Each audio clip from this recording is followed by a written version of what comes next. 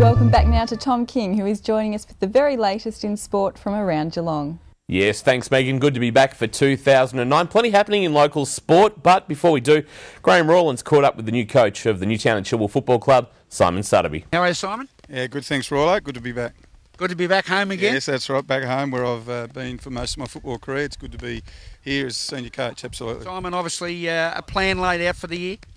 Yeah, we've obviously targeted a few players in the off-season. The list here is good, but we need to top up, and I think everyone at Newtown recognises that, and probably the opposition would recognise that as well. So we've done our bit over the summer, and we've brought to the club quite a few players. No big names as such, but we don't necessarily need that. We've certainly brought some really good people and really good running midfielders, which is, I suppose, the area I target the most. And I'm looking forward to seeing how we gel and how we combine as a team. How are your coaching structure through your seniors, reserves and under-18s line up for season 2009? I've got Matty Bruin across as my assistant at senior. Scotty McDonald, who's played 98 games, I think, for Newtown, and he was a very accomplished on-baller. David Hyland is co-coaching in the under-18s with Daryl Bissett, which is a bit of a coup, I believe, because Bisso's coached, I think it's 4 senior clubs at Port Arlington, Corio, Anarchy, and one other club that I'm not sure of. No, I don't think Newcombe, but anyway, Bisso's there with the under-18. So, yeah, we've got, I think, a really good coaching panel, and Paul Walsh has come over as senior ruck coach, and Bully's a great, he was at Newcombe, and he's fantastic to have on board as well. I love that under-18 combination, the sausage man and the goal-kicking champion. They'll come together well. Yeah, no, they're both good people.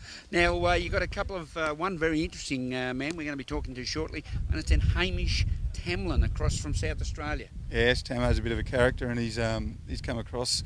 We got him late last year. Sorry, come across. He's looking for a teaching career over here, and certainly we're looking forward to him playing some good footy for Newtown. And the Damien Harrington, another one back from former captain, back from overseas, and he certainly looks fit too. Yeah, Harrow actually ran a half marathon at the end of last year, so he's kept the weight off and the fitness up, and he's just a great leader and again a great person to have around the club, and loves the club, and that's what we want. Great initiative by the Geelong Football Club tonight. We've got the captain of the Geelong Football Club, Tom Harley, and Tom Allwright down here joining you for training. Yeah, look, and it's fantastic to have those two. I've already had a good chat with Tommy, and he's parted a bit of his knowledge with me already, which is great. And he's talking to the boys in a minute about leadership. So Tommy's a wealth of knowledge, and it's great to have. It is a really good initiative, absolutely. And if we can learn a bit from what Geelong do, because they're top of the tree, it will help us.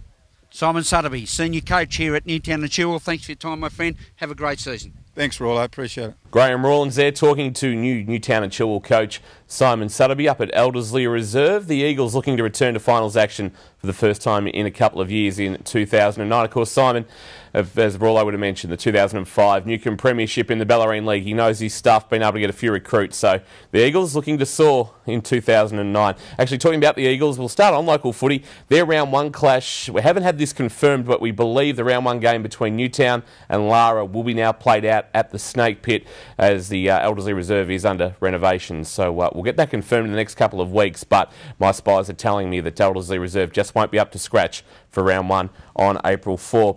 Also in local footy, the clearances are now open, and well, I suppose the interesting one, it hasn't been lodged yet, but it is a definite, is it former Ocean Grove coach Matty Sproul, he was given the flick at the end of 2008 in place of Matt Payne and Greg Mervyn, will head out to Mottawarri where he'll play under his dad Devon. So one of those rare situations where you've got a father and son combination at a footy club, father coaching, son playing, and especially when the son is approaching his mid-30s, so something different to keep an eye out for there. AFL now, and the Cats, well, they've been rocked this week by the news that Tom Harley will miss at least the first month of the season. That knee hasn't responded to surgery that he had post-2008. It's a degenerative condition, and it's one that's going to keep him out until at least May, you would think.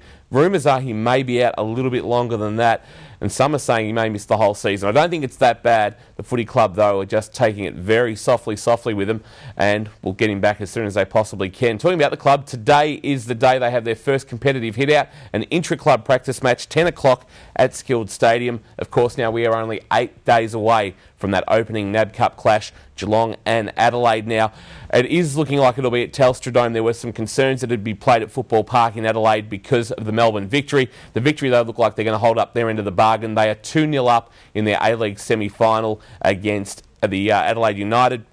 Now, of course, if the victory can hold on for a win or a draw tomorrow, they will then, of course, have the week off and then host the grand final at Telstra Dome on the 28th, which means that then the Dome is free on the 21st. If they get beaten 3-1, that's where the issues arise. Adelaide United would then go away, through on the away goals rule, so that means then the Cats would have to travel across the border to Adelaide. For me, that's not such a bad thing. I'll make my commentary debut with K-Rock in that game and actually wouldn't mind the trip to Adelaide and a free flight. I'm really looking forward to that one. So, fingers crossed, go Adelaide United, I suppose. It's probably not good from a Melbourne victory, man.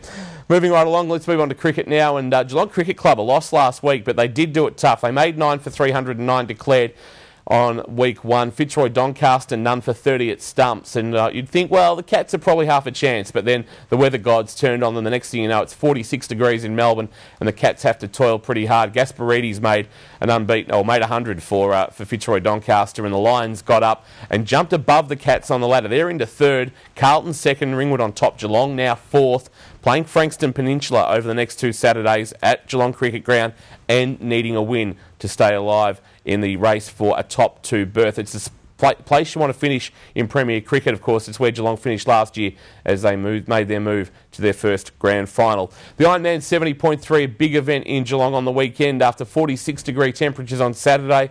We were lashed by rain on Sunday. Of course, 1,200 competitors, about 1,050 of those individuals, about 150 in teams. They kicked off at 7 o'clock Sunday morning from the Geelong waterfront. The big swim, 1.9k swim, then the 90k bike ride that took them out on the Port Road, out to Kerr Lewis, up the Leopold Hill, and then, of course, finishing off with a 21k run through the beautiful Eastern Gardens. Craig Alexander, the Hawaiian Ironman champion of last year, proving too good for the field, breaking the course record and winning by a couple of minutes. A good result for the Crow. While in the women's event, Kiwi Sam Warriner doing the business there. She got home from Dutch star Yvonne van Vlerken. So the Ironman 70.3 done and dusted for another year. It will be back in 2010. Now, the first of the Geelong Supercats imports has arrived in town yesterday. Ismail Muhammad is here and met the boys at training last night. Clifton Lee, the second of the imports, is in town this afternoon. Supercats have got a couple of practice matches coming up. They head to Kilsyth on the 21st of Feb, and they're at home to Dandenong on the 7th of March. Now, there's another game being organised. It looks like they'll be taking themselves on the road locally. The Supercats, Bellarine Basketball Stadium at Drysdale, and the team out there look like they're going to host that game between the Supercats and Ballarat. Nathan Herbert is into the NBL playoffs with the South Dragons. They've gone from wooden spooners to top of the ladder in 1 year. Herbie had 10 points on Sunday night as the Dragons beat the Tigers for the 3rd time in 2008-2009. So a big playoff series on the way. They have the week off as minor premiers, or the first round off as minor premiers. So well done to Herbie and the South Dragons, who have just completely turned things around. Harness racing, disappointment for Bannockburn star Mr. Swing Up. Of course, trained and driven by Jeff Webster, finished 5th in the Hunter Cup, was re-handicapped to 10 metres after his Ballarat Cup win, and that just made life a little bit too difficult. Just before we go, racing tomorrow at Geelong. It is the St Patrick's Gold Cup meeting, of course, run by the St Patrick's Racing Club of Geelong. About 8 or 9 races on the card. First race around 12:30, so a big day to be had by all there. Plenty happening in sport. I'll be back next Friday with the latest. Of course, you can stay tuned to K-Rock for all the latest in local sport. Megan, back to you. Have a good week. Thanks to Tom and Rollo with those reports there. I hope you've enjoyed the show. It's been great to have your company. I look forward to seeing you next week at the same time on Channel 31.